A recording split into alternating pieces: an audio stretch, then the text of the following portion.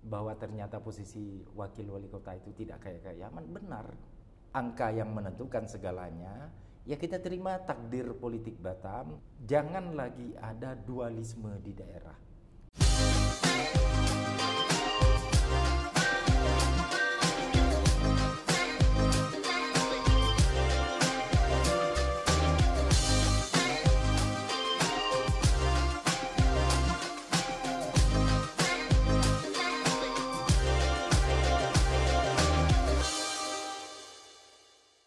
Saudara, ada gium universal dalam politik adalah tidak ada kawan dan lawan yang abadi kecuali kepentingan.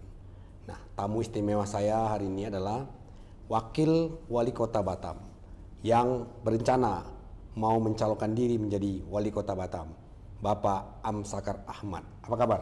Sehat, alhamdulillah. Sibuk sekali ya. Ya, mengikuti alurnya saja, iya. mengikuti garis takdirnya saja, dan tentu saya mengikuti undangan yang disampaikan oleh warga. Yang penting semuanya kita nikmati.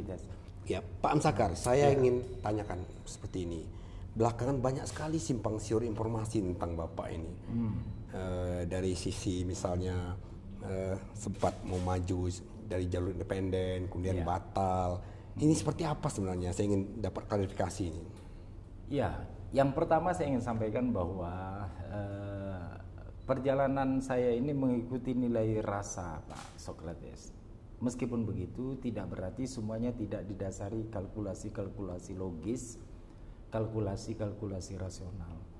Yang saya maksud dengan nilai rasa itu ya ketika rekan-rekan relawan pada satu masa ingin agar kita juga tetap punya aktivitas berkegiatan, saat itu diletupkan dorongan untuk saya maju melalui jalur independen. Nah, saat yang sama, bukan saat yang sama, pada waktu sebelumnya, 1 tahun sebelumnya malah juga sudah pernah dimunculkan oleh para relawan. Karena itu apa salahnya kita melihat antusiasme yang ada itu jangan sampai dipatahkan. Ayolah kita berjuang bersama-sama. Saya kira ada beberapa hal yang menjadi nilai tambah atas gagasan yang dimunculkan oleh para relawan itu. Nilai tambah pertama, bahwa ritme di ruang publik ini tetap terjaga dengan muncul melalui jalur independen. Yang kedua, pada saat itu kita bersama Pak Irwansyah juga merasa ada tandem yang bisa muncul, kita munculkan di permukaan. Terus yang ketiga, apapun ceritanya, bahwa jalur independen dengan jalur partai politik ini bukanlah hal yang berbeda satu sama lainnya. Justru bisa saling memperkuat. Yang jelas pada setelah batas waktu tertentu, Mei, ide untuk melaksanakan ini akhirnya terpatahkan, maka kan kita hanya tinggal melakukan penguatan untuk masuk di dalam ranah politik ini. Saya berpikir begini, bukanlah sesuatu yang kontraproduktif antara satu ide dengan ide lainnya, tapi justru dia bisa saling memperkuat gitu. Nah, menurut saya hal ini tidak harus menjadi diskusi-diskusi yang kontraproduktif, karena barang ini bisa saling memperkuat satu sama lainnya, gitu loh Tes. Tapi yang menarik buat saya Pak Amsakar, Bapak pernah mengatakan memiliki mazhab politik yang santun, mengutamakan silaturahmi. Tapi dalam prakteknya apa yang Pak Amsakar alami? Sebenarnya ini publik sudah tahu bahwa pressure terhadap Amsakar ini juga cukup luar biasa. Dari mana saja itu? Pertama, di aktivitas yang teman-teman barangkali, apalagi kalau rekan-rekan media, kawan-kawan di jurnalis sudah tahu betul soal itu. Saya kira saya tidak usah buka lah, karena mazhab politik saya menjaga politik kesantunan itu. Sampai jangan sampai karena statement ini nanti menjadi tidak santun. Dan saya pikir apapun yang akan dilakukan terhadap kita, dan sebaliknya apa yang akan kita lakukan, selama sifatnya itu mengedukasi, memberi ruang yang mencerdaskan, masyarakat tidak boleh sampai terbelah-belah oleh kontestasi ini. Ini cerita sebentarnya. Kontestasi politik ini cerita sebentar. Tapi Ngapain kita harus membuat masyarakat kita terpolarisasi ke dalam kubu satu dengan kubu dua? Tidak usah. Dan saya memilih jalur yang lebih bagus bercerita secara baik, secara bijak, secara santun kepada warga. Toh saya merasa tidak kekurangan elektabilitas karena gaya politik yang saya mainkan itu. Tidak kekurangan saya Pak Pak Socrates. Malah yang terjadi menurut saya dari waktu ke waktu antusiasme itu semakin terlihat dengan nyata. Itu ada setidaknya beberapa momen yang terjadi yang akhirnya membuat saya memberikan ukuran tersendiri, parameter bagi saya untuk melihat itu gitu. Pertama ketika kami membuat acara buka bersama, kita mempersiapkan hanya 1.000. Ternyata yang hadirnya hampir 3.000-an orang. Begitu all out-nya tim ini mencari menyiapkan makanan untuk hal yang di luar kita prediksi, dan syukur alhamdulillah pasca acara semua relawan-relawan kita ikhlas hati dan menerima hal itu.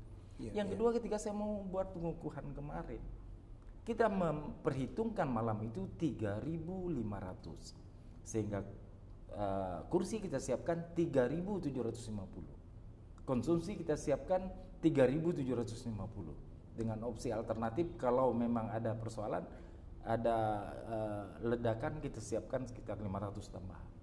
Tapi kontroversi di masyarakat terhadap Pak Amsakar itu tidak berhenti, karena di satu sisi Pak Amsakar mau maju di jalur independen, tapi sebenarnya Bapak kan juga ketua Partai Nasdem untuk Kota Batam. Jadi ini seperti kontradiktif itu. Ini yang jadi muncul pertanyaan kenapa gitu. Menurut saya kontradiksi itu atau pandangan yang berbeda itu sudah berakhir di bulan Mei, karena itu kan sudah closing. Nah, dan pada saat saya menyampaikan ide itu bahwa apa yang menjadi tekad dari para relawan, spirit ini tidak boleh padam. Dan ayo kalau memang rekan-rekan mau berjuang ke arah itu, ayo kita berjuang bersama-sama. Alhamdulillah sebenarnya cukup antusias sambutan itu. Nah, yang saya mau ambil poinnya paling penting itu Pak Socrates, bahwa ritme di ruang publik itu tidak tenggelam, ditutupi oleh kegiatan penyerahan insentif, ditutupi oleh ada kegiatan penyerahan insentif, ada kegiatan bazar sembako murah, ada kegiatan musrenbang, ada kegiatan pembukaan STQ. Berbagai kegiatan-kegiatan lain itu ternyata bisa diimbangi dengan ritme yang dimunculkan oleh murni arus bawah gitu, murni relawan. Nah, saya pikir kontroversinya di mana? Hanya pada saat menjelang Mei saya. Sekarang kan Mei sudah closing, sudah selesai. Dan kami saya harus mengatakan bahwa test case melalui perjuangan relawan itu biarlah dia menjadi dokumen yang terdefinisi secara jelas. Toh orang-orang ini tidak kemana-mana. Angkanya pada saat kita close itu sudah sekitar 50-an ribu KTP yang masuk. Angkanya pada saat close itu yang kita buat melalui online, bisa KTP saya untuk Amsakar itu, link pendaftaran Amsakar itu, kalau saya tidak salah 36 ribuan Pak Socrates. Nah, jadi yang pendaftaran melalui KTP itu yang 56 ribuan itu melalui jalur independen, melalui jalur penyerahan KTP itu bundelnya sudah sangat rapi gitu. Dan ada di sekretariat kita. Kemudian Pak Amsakar, saya pernah melihat di rumah Bapak ada spanduk besar. Tulisannya Amsakar mendengar. Ini apa maksudnya? Gini, satu yang menjadi penyakit di beberapa pimpinan kita itu, kita banyak berkata-kata Pak, tidak banyak kita mendengar. Beberapa forum lebih sering itu monolog, penyampaian, lalu seperti apa respon balik, itu kita juga jarang mendengar. Paling ada ruang untuk diskusi itu namanya musyawarah perencanaan pembangunan. Sahabat Rasul Abu Darda mengatakan, berlaku adillah kamu kepada mulut dan telingamu. Maksudnya apa? Kita punya telinga dua, hendaknya lebih banyak kita menggunakan panca indera kita yang ini ketimbang yang kita punya satu ini, mulut. Asik nak berkhotbah saja, kapan kita mendengar? Ini filosofinya dalam ini Pak Amsakar. Iya. Jadi apa yang Bapak dengar dengan akhirnya slogan kita ini? buka ruang itu. Woi, muncul terus. Sebagian orang mengatakan ini sebentar lagi sesak napas ini, di mana dia harus mempertahankan ritme itu. Ternyata tidak sesak napas. Karena para relawan mengkoordinir dengan caranya masing-masing. Bang, malam ini ada rekan-rekan dari Batu Haji, ada 3 kelompok yang mau datang. Batu Haji yang menginisiasi. Berarti Pak Amsakar sebenarnya menyerap aspirasi. Ya, sifat rumah Amsakar mendengar itu dimaksudkan untuk mendengar apa aspirasi yang berkembang di ruang publik ini. Ya, karena apa, Pak? Karena saya juga butuh second opini, butuh pendapat berbeda. Tidak hanya sekedar apa yang hari ini kami ambil di posisi formal kami. Nah, ternyata ada persoalan driver online, ada persoalan ojek online, ada persoalan jam kesda, ada persoalan BPJS, ada masalah masuk anak sekolah. Dan justru dari situ kita bisa memahami lebih dalam. Ada satu bundel tebal persoalan dana CSR yang dinilai belum sesuai dengan yang semestinya. Apa masalah-masalah seperti itu selama ini tidak terdeteksi Pak Amsakar? Terdeteksi, tapi sepertinya di permukaan saja. Tidak sampai ke kedalaman tertentu. Begitu Bapak buka rumah Amsakar mendengar itu dia tercover. Tercover. Dan terus terang saja bahwa ada hal yang complicated, dengan kompleksitas yang cukup besar, Pak, yang sebenarnya mesti kita urai pelan-pelan. Tidak sedikit yang berbicara bahwa kami di Tanjung Uncang nih, Pak, sampai jam 12 malam nih hanya kedengaran airnya tidak keluar, Pak. Itu pun sudah menyemangati kami lah sampai jam 12. Kami buka keran, anginnya keluar. Nah, bengkong, air yang tinggi itu, lupa saya nama bengkong. Warganya datang menyampaikan hal yang kurang lebih sama. Di Patam Lestari warga menyampaikan hal yang kurang lebih sama yang terkait dengan persoalan itu. Jadi ada, Pak, inilah menjadi ruang bagi saya untuk mencatat beberapa di antaranya. Insya Allah semua itu tercatat dengan baik, karena pertemuan itu ada agendanya, ada notulensinya. Begitu. Pak Amsakar, tahun 2015 ketika Bapak mau maju menjadi wakil wali kota Batam, Bapak mengundurkan diri sebagai pegawai negeri atau ASN. Itu ada media yang menulis bahwa Amsakar itu termiskin dari laporan harta kekayaan pejabat negara. Nah, dan saya melihat datanya tahun 2022 ternyata kekayaan Pak Amsakar itu totalnya cuma 3,7 miliar. Jadi Wawako tuh tak kaya-kaya amat ternyata ya. 2 periode. Jadi begini, dan terima kasih, ini pertanyaan yang sangat penting dan mudah-mudahan kita bisa memberikan pemahaman kepada masyarakat. Saya tidak perlu merasa malu dengan itu, Pak. Yang malu kalau saya mendapatkan harta dengan cara yang tidak benar. Saya tidak merasa malu dengan itu. Saya harus, kalau Pak Yohermon ingin, Pak Sokrates ingin mendapatkan gambaran bahwa ternyata posisi wakil wali kota itu tidak kaya-kaya amat, benar. Ya, karena saya hanya mendapatkan gaji 5.400.000 per bulan. Ya. Kemudian yang kedua, saya mendapatkan namanya BOP, belanja operasional penunjang. Itu murni harus saya serahkan kepada warga. Karena BOP itu adalah amanah yang dititipkan negara kepada warga. Inilah yang untuk bantuan masjid, inilah yang untuk bantuan sekolah, inilah yang untuk bantuan rumah sakit. Angka 50-an itu, Pak, yang kenyataannya terjadi belum apa-apa pertengahan bulan sudah 70-an keluar. Nah, ini saya berbicara lillahi ta'ala ini. Itu yang kedua. Yang ketiga yang saya dapat apa? Rumah saya, tapi sekarang saya sudah di SK-kan baru. Rumah dinasnya sekarang sudah rumah dinas sekda. Karena rumah dinas wakil wali kota ini tidak disiapkan oleh daerah, itulah yang wakil wali kota akhirnya kontrakkan rumah yang di tempat tinggal sekarang. Itu ada PP-nya, ada aturan main.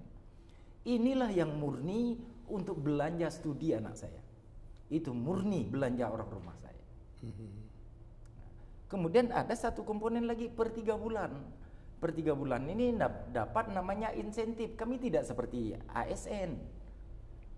ASN Pak Sekda tuh kalau nggak salah dapat 70 sampai 50 sampai 70, inspektorat tuh dapat 50. Kalau saya enggak. Bagaimana PAD itu masuk? Kalau PAD tercapai, dapatlah insentif yang per 3 bulan, namanya upah pungut. Kalau tidak dapat, ya nggak ada lah.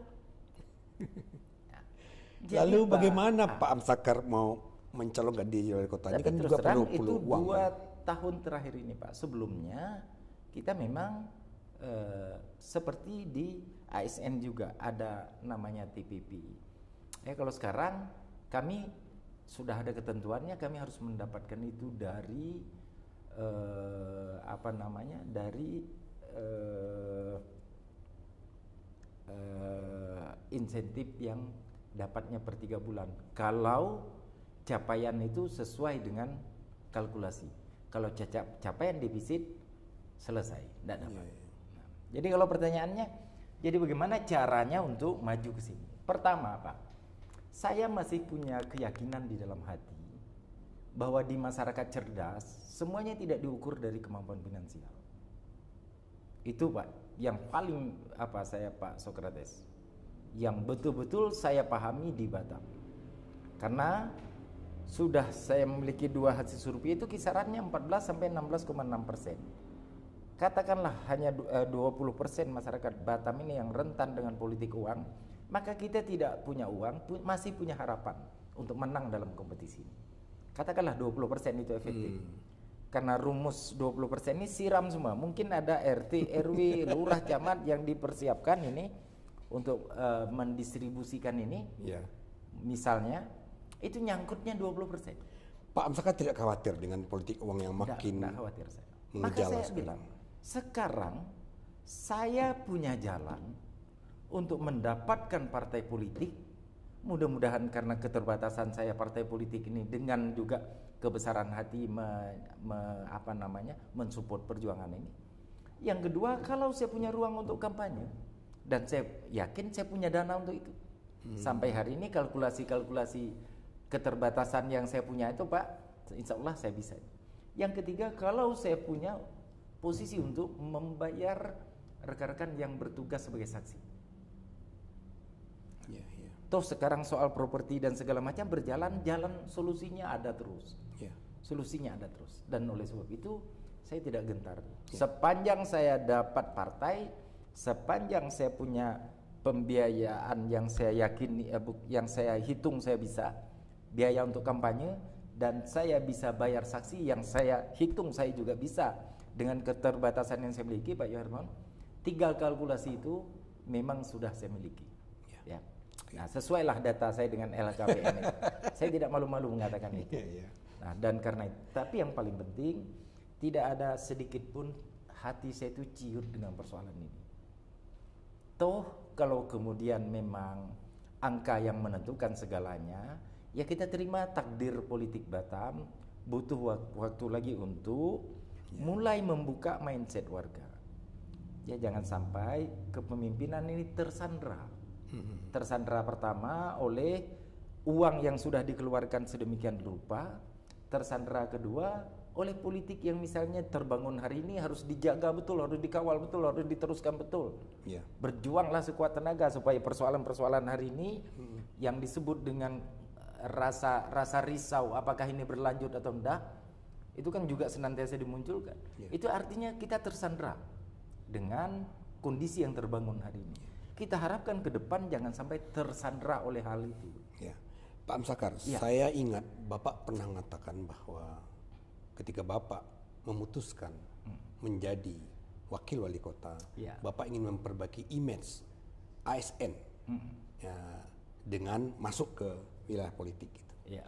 Nah, pertanyaan saya, Undang-Undang Nomor 20 tahun 2023 tentang ASN pasal 9 ayat 2 bahwa pegawai ASN bebas dari pengaruh dan intervensi semua golongan dan partai politik.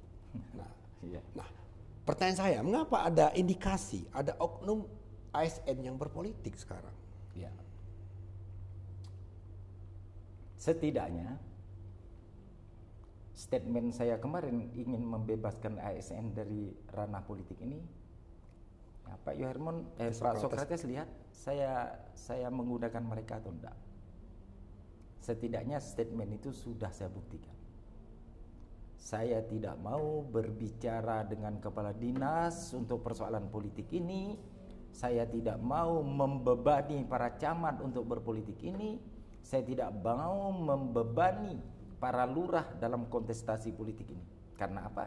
Karena mereka harus diberikan kenyamanan. Sebagai orang yang 26 tahun berada di ranah pemerintah Kota Batam ini, saya tahu betul bagaimana kehidupan ASN ini. Dan saya tahu betul bagaimana seandainya mereka itu diberikan beban-beban tertentu. Bikin pusing dia, Pak, bikin repot dia. Jangan-jangan banyak kegiatan-kegiatan yang sebelumnya dia tidak dia anggap tunjangan yang dia dapat itu murni ke rumah, akhirnya harus berganti jadi cetak spanduk. Betul, harus berganti bagaimana cara mengajak RT RW terus ngopi semua. Nah, saya ingin membebaskan itu. Tapi ada mereka yang mungkin sudah terlanjur Ya. berpolitik dalam tanda petik ya Pak Amsakar. Sekarang mereka khawatir gitu. Ya. Nanti jangan-jangan ketika Pak Amsakar jadi wali kota kita dinonjokkan ini gimana? Nah, ada beberapa mazhab pemimpin itu, Pak, dalam persoalan politik. Ya. Pertama ada yang bahwa tidak ada hal lagi di satu institusi itu satu matahari. Matahari bilang A, kamu A. Matahari bilang B, kamu B. Itu ada mazhab politik yang seperti itu. Ada juga mazhab politik yang satu lagi bahwa kalau Anda ingin nyaman, kalau Anda ingin TPP Anda tidak terganggu, Anda mesti ikut kebijakan saya. Itu mazhab politik yang ada mazhab politik yang dua ini berkecenderungan bahwa yang aku butuhkan bukan orang pintar. Yang aku butuhkan adalah orang loyal. Dan oleh sebab itu kita akan berhasil memproduksi para robot yang bekerja dengan banyak yang bekerja yang punya inisiasi tapi kemudian tidak bisa muncul. Saya tidak mau menciptakan para robot bos di pemerintah Kota Batam. Yang ketiga ada mazhab yang the right man on the right place. Bahwa mereka yang layak, mereka yang kompeten itulah yang paling tepat. Pak Amsakar memakai yang mana? Syukur alhamdulillah. Sampai hari ini mazhab saya mazhab yang seperti itu. Oleh sebab itu insya Allah kawan-kawan tidak usah perlu merasa cemas bahwa mentang-mentang hari ini kesannya sudah berpihak kepada salah satu blok tertentu, lalu kemudian ini akan terancam begini, enggak. Bukan tipikal saya mengancam-ngancam membuat suasana tak nyaman, itu enggak. Jangan-jangan mereka hanya khawatir sendiri, Pak. Ini pertanyaan yang mulai mancing ini saya lihat. Saya tidak bermazhab seperti itu, Pak. Saya hanya ingin bertanya apa yang ingin ditanyakan orang banyak, Pak Amsakar. Ya. Nah, saya ingat Pak Amsakar tesis S2-nya itu tentang kepemimpinan, benar ya Pak? Benar. Nah, pemimpin seperti apa yang sebenarnya dibutuhkan warga Batam ini? Memang itulah kalau kita berhadapan dengan wartawan senior itu. Sampai ke tesis kita pun dia dalami. Jadi gini Pak Sokrates, saya memahami soal leadership style itu, gaya kepemimpinan. Itu pada hakikatnya ada dua kutub ekstrim, dua teori ekstrim mengenai gaya itu. Satu, gaya kepemimpinan yang disebut dengan autokratis. Semua itu otoriter, semuanya serba saya, semuanya harus ikut saya. Gaya kepemimpinan ini menyebabkan sel ini bekerja berdasarkan perintah. Ya, satu gaya kepemimpinan demokratis. Gaya kepemimpinan demokratis ini dalam beberapa hal mesti ada diskusi dulu, mesti ada runding dulu, mesti ada rapat dulu. Kedua gaya ini dalam studi saya ternyata tidak memberikan pengaruh signifikan terhadap produktivitas, terhadap motivasi dan produktivitas pegawai. Ternyata yang diperlukan oleh pegawai, karena studi ini 360 responden di pemerintah Kota Batam. Ternyata yang diperlukan oleh pemerintah, oleh pegawai, oleh ASN pemerintah Kota Batam adalah gaya kepemimpinan yang bisa mengkombinasi keduanya. Itu dikembangkan oleh Herse and Blankat, namanya gaya kepemimpinan situasional. Insya Allah kalau Pak Socrates ingin menguji lagi tesis saya siap. Saya siap bedah lagi. Nah, gaya kepemimpinan situasional ini Pak Socrates, ada saat tertentu memang pola atasan bawahan itu terbangun, instruksi itu terbangun. Dan ada saat tertentu kita marah kepada mereka. Kenapa kalian ini aku suruh pasang tenda 6 biji ini, udah menjelang sore ini baru 2. Bagaimana caranya kalian harus selesaikan? Tapi ketika selesai kerja itu tidak ada salahnya, ayo kita makan, ayo kita apa? Sebagai bentuk apresiasi terhadap, maka mereka pegawai ini merasa, oh ini rupanya ada persoalan emosional yang masuk di dalamnya. Ada persoalan, ini bukan hanya sekedar hubungan atasan bawahan, tapi rupanya Pak Amsakar ini juga bisa menjadi orang tua bagi saya. Pak Amsakar ini juga rupanya bisa menjadi teman bagi saya. Tergantung situasinya ya. Nah, situasional itu yang menyebabkan efektivitas pengambilan keputusan itu, sehingga dia akan mengungkit motivasi dan produktivitas kerja. Saya kira itu. Ini model pertanyaan profesor diuji 7 orang loh Pak. Kemudian gini Pak Amsakar, kota-kota di dunia itu yang saya baca Pak Amsakar adalah kota yang megah, kemudian monumental, futuristik gitu, cerdas dan rasional. Nah, menurut Pak Amsakar, Batam ini kota seperti apa ke depannya? Pertama, Batam ini bisa menjadi pusat pengembangan industri digital. Karena itu yang sekarang ada Kek Nongsal Digital Park itu adalah ikhtiar yang menurut saya sangat brilian yang dilakukan, yang disupport oleh pemerintah pusat melalui BP Batam, ACC, lalu berdiri Nongsal Digital Park. Yang kedua, ini bisa menjadi hub internasional bos, karena letak kita yang strategis dengan berbatasan dengan negara serumpun. Oleh sebab itu ada rencana untuk Batam Aero City, pengembangan bandara Terminal 2. Ini juga hal yang memang sangat brilian, ide yang sangat cerdas, yang ke depan mesti harus kita perkuat itu. Terus yang ketiga, Batam ini juga kawasan pariwisata yang juga cukup menarik. Maka harus ada sentral wisata yang harus kita kembangkan. Nah, harus ada produk-produk unggulan yang bisa kita hasilkan.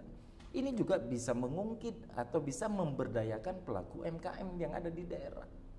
Jadi bisa sebagai hub internasional, bisa sebagai kawasan, dan di sini juga berpotensi untuk pengembangan energi baru terbarukan. Kita punya dam, kita punya air yang bisa disiapkan untuk mengambil cahaya matahari, kan pernah ada ide itu.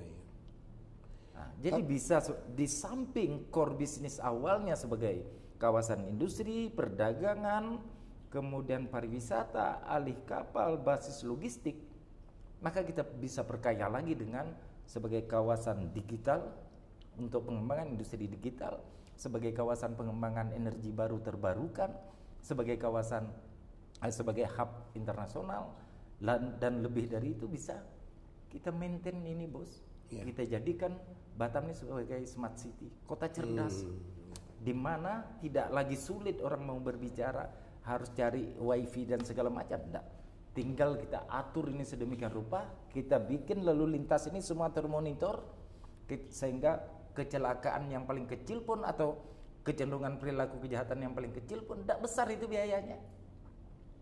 Tapi ngomong-ngomong soal smart city, sampai sekarang baru sebatas master plan Pak Amsakar. Artinya belum diterapkan gitu. Ya, smart city itu ada beberapa komponen bos. Saya tidak dapat merinci secara detail. Ada beberapa komponen, dan Batam sebenarnya masuk dalam kategori yang terdepan. Ya, di beberapa kota yang ada di Indonesia, Batam termasuk dalam kategori yang terdepan. Dulu yang meng-hire kita tuh dari Institut Teknologi Bandung.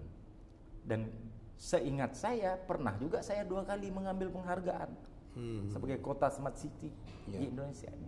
Nah, tapi ikhtiar ini tidak boleh, itulah yang saya bilang, tidak boleh berhenti pada sekedar tataran konsep atau master plan saja, dia mesti implementatif.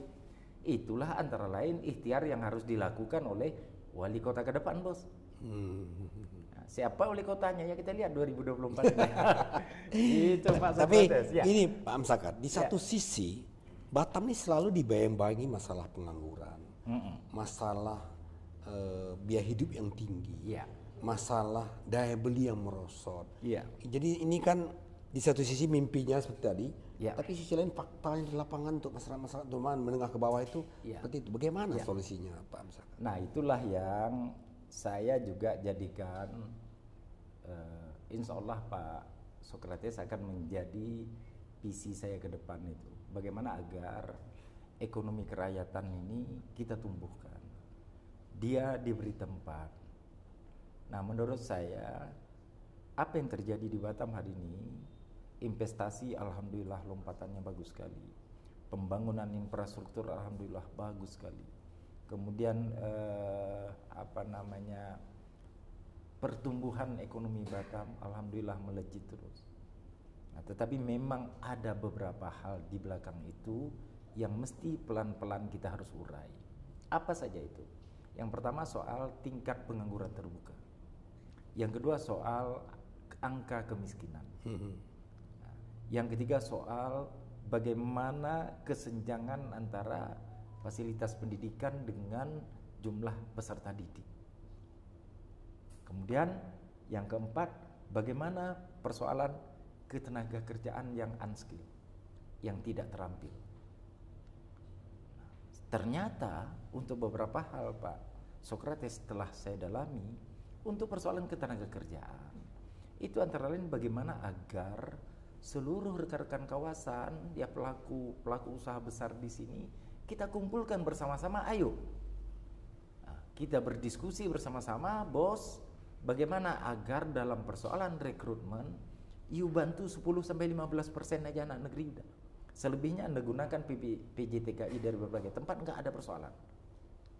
Nah kan selama ini pakai istilahnya PAM, langsung PJTKI dari Sumatera Barat, dari Sumatera Utara, dari Jawa Barat, dari Jawa Timur.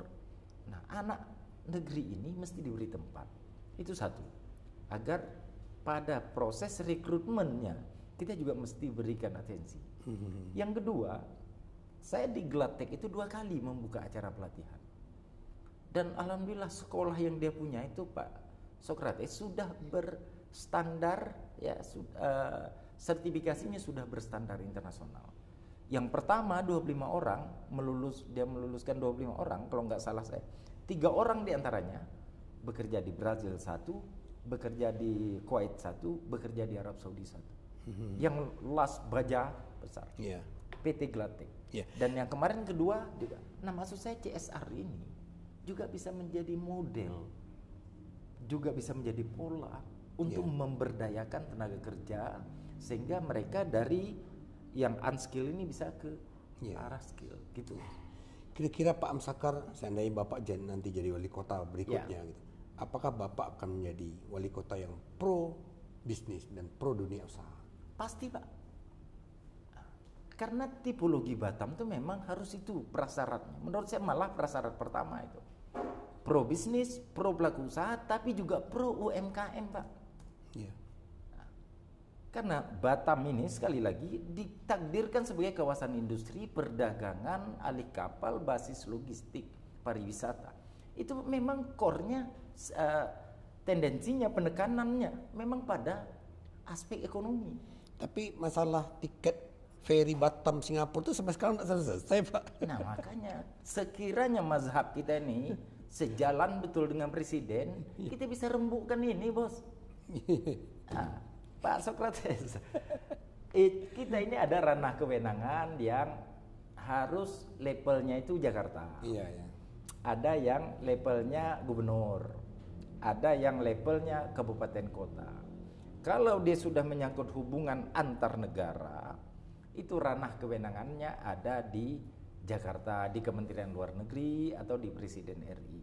Tapi saya yakin ini hanya soal bagaimana kita membawa gagasan ini secara konkret kepada pengambil kebijakan di Jakarta. Bagaimana kita memulai diskusi ini secara konkret kepada pengambil kebijakan di level atas kita, gubernur misalnya. Selama 3 hal ini bisa berjalan seiring, kota oke, gubernur oke, Jakarta oke, ini hanya penajaman di kementerian saja, bos. Jadi kalau hanya visa on arrival yang beberapa saat menjadi perbincangan oleh teman-teman kita yang lain untuk bagaimana agar diturunkan angkanya, saya yakin itu bisa kita lakukan. Tapi saya tidak mau mengatakan ini sebagai sebuah janji, ya karena kewenangannya tidak pada kita. Tapi saya akan berikhtiar menjumpai seperti Kumham, imigrasi kan di sana. Nah, dan luar negeri, saya pasti akan berikhtiar untuk membuka keran itu. Apakah wali kota berikutnya ini Pak Amsakar masih menjadi ex officio kepala BP Batam?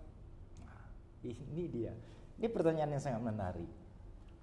Berdasarkan pengalaman bahwa keberadaan Otorita Batam ini saat itu bernama Otorita Pengembangan Daerah Industri Pulau Batam (OPDIP) melalui Kepres 41 tahun 73 yang kemudian memutuskan bahwa seluruh wilayah Pulau Batam ini adalah wilayah Otorita Pengembangan Daerah Industri Pulau Batam dengan 5 core bisnisnya sebagai kawasan industri, perdagangan yang saya sampaikan tadi, alih kapal, pariwisata, dan basis logistik. 5 core bisnis, dan itu dibangunlah dengan berbagai format, Pak. Ada yang namanya bonded zone, ada sampai kemudian free trade zone seperti sekarang.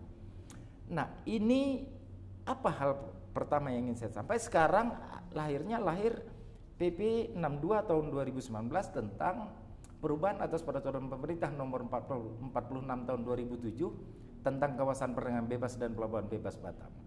Itu memberi amanat kepada, ya, peraturan pemerintah itu memberi amanat kepada wali kota Batam. Di pasal perubahan 2A ayat 1A itu dikatakan bahwa wali kota Batam di samping sebagai wali kota Batam juga ex officio kepala BP Batam. Nah, berdasarkan rentang perjalanan yang ada selama ini, kita menangkap selama 5 dasawarsa Batam dibangun, kita menangkap bahwa era sekaranglah era yang paling kondusif, paling sejuk, yang dibuktikan dari lompatan pertumbuhan ekonominya bahkan mencapai 7% selama rentang waktu sejak ex officio, yang dibuktikan dengan pertumbuhan investasinya bahkan bisa 3 sampai 4 kali lipat dari sebelumnya. Bapak bisa lihat ada Kek Nongsa Digital Park, ada Kek Batam Aero City, sebentar lagi akan ada Kek Kesehatan, dan ada pembangunan pelabuhan, juga ada rencana pengembangan Batam Rempang. Nah, lompatan-lompatan ini adalah momentum yang menunjukkan kepada kita bahwa polisi kebijakan yang diambil oleh Jakarta sudah berada pada relnya. Sudah on the track. Sudah on the track. Dan oleh sebab itu, ini tentu saja harus murni kita kembalikan kepada Pak Presiden ke depan. Karena ranahnya bukan undang-undang, bos. Ranahnya peraturan pemerintah. Peraturan pemerintah clear oleh Pak Presiden. Nah, karena itu mau soal ex officio ini dipertahankan atau tidak, saya percaya Presiden pasti akan mengambil kebijakan terbaik di daerah ini. Mau diberikan kepada A atau kepada B, saya yakin semuanya akan sudah dikalkulasi secara baik. Tapi kalau berbicara soal harapan, saya masih mengharapkan agar jangan lagi ada dualisme di daerah. Karena itu sangat kontraproduktif. Ya, jangan ada dualisme di daerah. Bagaimana format yang akan diambil? Ya, kita percaya Pak Presiden pasti akan memiliki kajian yang lengkap soal itu. Nah, saya bisa berbicara ini cukup dalam, Pak Sokrates, karena terus terang saja rapat ini saya 18 kali hadir sampai ke situ. Saya sudah rapat di KPK RI, saya sudah rapat di Ombudsman RI, sudah berkali-kali saya rapat di Menko Perekonomian, bahkan sempat bertengkar dalam pengertian gagasan lah. Oke, Pak Amsakar, pilkada itu tinggal sekitar 6 bulan lagi. Pada tanggal 27 November 2024, warga Batam akan menentukan siapa pemimpin berikutnya. One man, one vote. Nah, sebagai closing statement, apa yang ingin Bapak sampaikan kepada masyarakat Batam? Silakan, Pak. Ya, ada beberapa hal yang poin kunci yang ingin saya sampaikan kepada seluruh warga Batam. Yang pertama, saya mohon dukungan dan doa untuk kontestasi ini.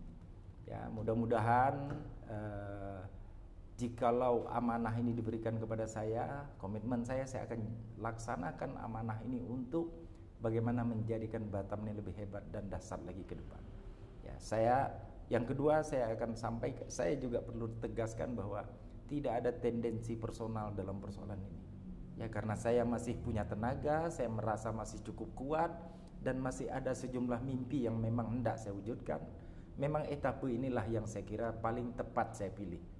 Ya, yang ketiga, mohon doa agar semua yang kita harapkan ini betul-betul mendapat restu dan ridho dari Yang Maha Kuasa, dari Allah Subhanahu wa taala, sehingga jangan sampai hati kita membuat kontestasi ini membuat masyarakat kita ini semakin terbelah dan terpilah.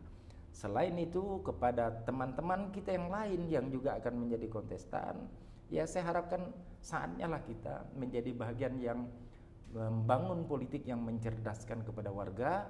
Tidak usah membuat warga kita galau, tidak usah membuat warga kita cemas. Kompetisi ini hanya satu kali saja pada saat tanggal 27 itu. Setelah itu kita semua bersaudara, kita semua adalah warga yang mesti bahu-membahu lagi membuat Batamnya lebih hebat lagi ke depan. Saya kira itu pesan yang ingin saya sampaikan. Oke, demikian saudara obrolan saya yang luar biasa dengan Pak Amsakar Ahmad, Wakil Wali Kota Batam yang akan maju mencalonkan diri menjadi Wali Kota Batam. Sukses selalu Pak Amsakar. Terima kasih Pak Sokrates. Ikuti terus Sokrates Talk. Mantap.